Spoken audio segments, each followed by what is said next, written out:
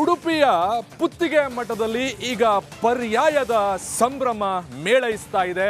ಈ ನಿಟ್ಟಿನಲ್ಲಿ ರಾಜ್ಯಾದ್ಯಂತ ದವಸ ಧಾನ್ಯಗಳು ಬರ್ತಾ ಇದೆ. ಅಪೂರ್ವ ಕ್ಷಣಕ್ಕೆ ಸಾಕ್ಷಿಯಾಗಲಿದೆ ಕೃಷ್ಣನೂರು ಉಡುಪಿ.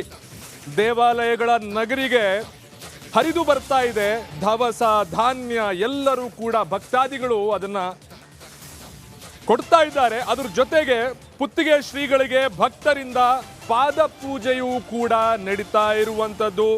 ದೇಶ ವಿದೇಶದಿಂದ ಭಕ್ತರಿಗೆ ಉತ್ತಮ ಆತಿಥ್ಯ ನೀಡಲು ಕೂಡ ಶ್ರೀಗಳು ಈಗಾಗಲೇ ಸೂಚನೆ ಕೊಟ್ಟಿದ್ದಾರೆ. ಪರ್ಯಾಯ ಅಂತಂದ್ರೆ ಉಡುಪಿ ಪುತ್ತಿಗೆ ಮಠದ ಈ ಒಂದು ಉಡುಪಿ ಅಷ್ಟಮಠಗಳ ಪರ್ಯಾಯ ಅಂತಂದ್ರೆ ಬಹಳ ಶ್ರೇಷ್ಠವಾದದ್ದು. ಎಲ್ಲ ಮಠಗಳಿಗೂ ಒಂದೊಂದು ವರ್ಷ ಈ ತರ ಅವಕಾಶಗಳು ಬರ್ತಾ ಹೋಗುತ್ತೆ. ಈ ಬಾರಿಯ ಪರ್ಯಾಯ ಇರುವಂಥದ್ದು ಉಡುಪಿಯ ಪುತ್ತಿಗೆ ಮಠದ ಪರ್ಯಾಯ. ಈ ಪರ್ಯಾಯಕ್ಕೆ ಕೌಂಟ್ ಡೌನ್ ಶುರುವಾಗ್ತಾ ಇದೆ. ಭಕ್ತಾದಿಗಳು ದೇಶ ವಿದೇಶದಿಂದ ಆಗಮಿಸ್ತಾ ಇದ್ದಾರೆ ಈ ಸಂಭ್ರಮದಲ್ಲಿ ಪಾಲ್ಗೊಳ್ಳೋದಕ್ಕೆ. ಅಪೂರ್ವ ಕ್ಷಣಕ್ಕೆ ಸಿದ್ಧಗೊಂಡಿದೆ ಕೃಷ್ಣನೂರು. ಎಸ್, ಈಗ ಉಡುಪಿಯ ನಮ್ಮ ಪ್ರತಿನಿಧಿಯಾಗಿರುವಂಥವ್ರು ನಮ್ಮ ಜೊತೆಗಿದ್ದಾರೆ. ಹೇಳಿ, ಉಡುಪಿ ಹೇಗೆ ಸಂಭ್ರಮ ಹೇಗೆ ಮೇಳೈಸ್ತಾ ಇದೆ, ಹೇಗಾಗುತ್ತೆ ಅಂತ ಹೇಳಿದ್ರೆ, ಪರ್ಯಾಯ ಅಂತ ಹೇಳಿದ್ರೆ ಇಡೀ ಉಡುಪಿ ಒಂಥರ ಸಂಭ್ರಮಾಚರಣೆಯಲ್ಲಿರುತ್ತೆ. ನಾವೆಲ್ಲ ಹೋಗ್ಬೇಕು, ದೇಶ ವಿದೇಶದಿಂದ ಬರ್ತಾರಲ್ಲಿ. ಅಲ್ಲಿ ಏನಾಗ್ತಿದೆ, ಉಡುಪಿಯ ಇವತ್ತಿನ ಒಂದು ಸಂಭ್ರಮ ಹೇಗಿದೆ, ಎಲ್ಲವನ್ನು ನಮಗೆ ವಿವರಿಸೋದಾದರೆ. ಖಂಡಿತವಾಗಿಯೂ ಒಂದು ವಾರದಿಂದ ಉಡುಪಿ ಒಂದು ರೀತಿಯಲ್ಲಿ ಸಂಭ್ರಮದ ಹಬ್ಬದ ವಾತಾವರಣದಲ್ಲಿ ಇದೆ ಅಂತ ಹೇಳ್ಬೋದು. ಯಾಕಂದರೆ ಇದು ಪರ್ಯಾಯ ಅಂದರೆ 2 ವರ್ಷಕ್ಕೊಮ್ಮೆ ಆಚರಣೆ ಆಗುವಂಥದ್ದು. 2 ವರ್ಷಕ್ಕೊಮ್ಮೆ ಕೃಷ್ಣನ ಪೂಜಾ ಅಧಿಕಾರವು ಒಂದು ಮಠದಿಂದ ಇನ್ನೊಂದು ಮಠಕ್ಕೆ ಶಿಫ್ಟ್ ಆಗ್ತದೆ. ಪ್ರತಿ 2 ವರ್ಷಕ್ಕೊಮ್ಮೆ ಅಷ್ಟಮಠಾಧೀಶರಲ್ಲಿ ಒಂದು ಮಠದವರು ಈ ಪೂಜಾ ಕೈಂಕರ್ಯವನ್ನು ಕೈಗೊಳ್ತಾರೆ. ಈ ಬಾರಿ ಪುತ್ತಿಗೆ ಮಠಕ್ಕೆ ಪೂಜಾ ಕೈಂಕರ್ಯದ ಶ್ರೀಕೃಷ್ಣನ ಪೂಜಾ ಕೈಂಕರ್ಯದ ಅಧಿಕಾರ ಸಿಕ್ಕಿರುವಂಥದ್ದು. ಹಾಗಾಗಿ ಅದಕ್ಕೆ ಅವರು ವಿಶ್ವ ಗೀತ ಪರ್ಯಾಯವನ್ನು ಆಚರಿಸ್ತಾ ಇದ್ದಾರೆ. ಯಾಕಂದರೆ ಸುಗುಣೇಂದ್ರ ತೀರ್ಥರು ಸಾಕಷ್ಟು 28 ದೇಶಗಳಲ್ಲಿ ಸಂಚಾರವನ್ನು ಮಾಡಿದವರು. ಈಗಾಗಲೇ ಅವರು ಪುರಪ್ರವೇಶವನ್ನು ಮಾಡಿದ್ದಾರೆ, ಲೋಕ ಸಂಚಾರವನ್ನು ಮುಗಿಸಿ. ಹಾಗಾಗಿ ಈ ಅವಧಿಯಲ್ಲಿ ಅವರಿಗೆ ವಿವಿಧ ಭಕ್ತರಿಂದ ಪಾದಪೂಜೆಗಳು ನಿರಂತರವಾಗಿ ನಡೀತಿರುವಂಥದ್ದು. ಸುಮಾರು ದಿನಕ್ಕೆ 100ರಿಂದ 120 ಮನೆಗಳಲ್ಲಿ ಶ್ರೀಗಳನ್ನು ಕರೆಸಿ ಅವರಿಗೆ ಪಾದಪೂಜೆಯನ್ನು ನಡೆಸ್ತಾ ಇದ್ದಾರೆ. ಯಾಕಂದರೆ 2 ವರ್ಷದ ಅವಧಿಯಲ್ಲಿ ಅವರು ಪರ್ಯಾಯದ ಅವಧಿಯಲ್ಲಿ ಯಾವುದೇ ಮನೆಗೆ ಅಥವಾ ಉಡುಪಿಯ ಒಂದು ನಿಗದಿತ ಪ್ರದೇಶದಿಂದ ಹೊರಗೆ ಹೋಗುವಂತಿಲ್ಲ. 2 ವರ್ಷ ಪರ್ಯಾಯ ಶ್ರೀಕೃಷ್ಣನ ಪೂಜೆಯ ಅವಧಿಯಲ್ಲಿ ಆ ಪ್ರದೇಶವನ್ನು ಬಿಟ್ಟು ಹೊರಗೆ ಹೋಗುವಂತಿಲ್ಲ. ಹಾಗಾಗಿ ಭಕ್ತರ ಮನೆಗೆ ಭೇಟಿ ಕೊಡುವುದಕ್ಕೆ ಸಾಧ್ಯ ಆಗೋದಿಲ್ಲ. ಹಾಗಾಗಿ ಈ ಕಾರಣಕ್ಕಾಗಿ ಈಗಾಗಲೇ ಎಲ್ಲ ಭಕ್ತರು ತಮ್ಮ ಅಭಿಲಾಷೆಯಂತೆ ಶ್ರೀಗಳನ್ನು ಮನೆಗೆ ಕರೆಸಿ ಅವರ ಪಾದಪೂಜೆಯನ್ನು ಮಾಡುವಂಥ ಕಾರ್ಯದಲ್ಲಿ ತೊಡಗಿದ್ದಾರೆ.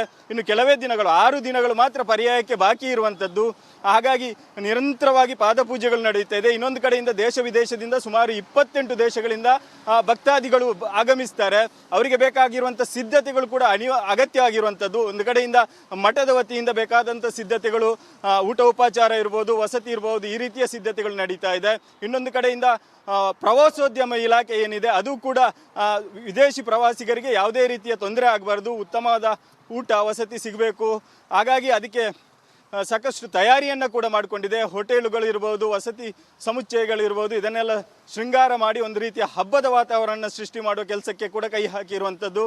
ಹಾಗಾಗಿ 17 ಮತ್ತು ಜನವರಿ 18ರಂದು ಸಾಕಷ್ಟು ಸಂಭ್ರಮ ಮನೆ ಮಾಡುವುದಕ್ಕಿದೆ. ಒಂದು 10-20 ಸಾವಿರ ಭಕ್ತರು ಬರುವುದಲ್ಲ, ಸುಮಾರು 2-3 ಲಕ್ಷಕ್ಕೂ ಅಧಿಕ ಭಕ್ತರು ಉಡುಪಿಗೆ ಆಗಮಿಸ್ತಾರೆ. ಜೊತೆಗೆ ದೇಶದ ಭಕ್ತರು ಇರ್ಬೋದು, ಈ ರಾಜ್ಯದ ಭಕ್ತರು ಇರ್ಬೋದು, ಪುತ್ತಿಗೆ ಮಠದ ಭಕ್ತರು ಇರ್ಬೋದು. ಅದಲ್ಲದೆ ಪುತ್ತಿಗೆ ಸ್ವಾಮಿಗಳ ಅಭಿಮಾನಿಗಳು ಭಕ್ತರು ವಿದೇಶದಲ್ಲಿ ಇರುವಂಥದ್ದು. ಅಲ್ಲಿ ಕೂಡ ಸ್ವಾಮೀಜಿಯವರು ಸಾಕಷ್ಟು ಚರ್ಚ್ಗಳನ್ನು ಪಡೆದುಕೊಂಡು ದೇವಾಲಯಗಳ ನಿರ್ಮಾಣವನ್ನು ಕೂಡ ಮಾಡಿದ್ದಾರೆ. ಹಾಗಾಗಿ ಅಲ್ಲೇ ಅವರಿಗೆ ಸಾಕಷ್ಟು ಫಾಲೋವರ್ಸ್ ಇದ್ದಾರೆ.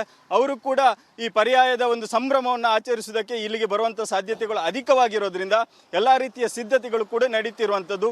ಇದರ ಜೊತೆಗೆ ಅನ್ನಬ್ರಹ್ಮನ ನಾಡು ಅಂತ ನಾವು ಉಡುಪಿಯನ್ನು ಕರೀತೇವೆ. ಅನ್ನಬ್ರಹ್ಮನ ನಾಡಿನಲ್ಲಿ ಯಾರೂ ಕೂಡ ಉಪವಾಸ ಹೋಗಬಾರ್ದು. ಬಂದಂಥ ಭಕ್ತರು ರಾತ್ರಿ ಹಗಲು ಊಟವನ್ನು ಮಾಡಬೇಕು ಅನ್ನುವಂಥ ಒಂದು ನಿಯಮಿತ ಪದ್ಧತಿ ನಡ್ಕೊಂಡು ಬಂದಿರುವಂಥದ್ದು.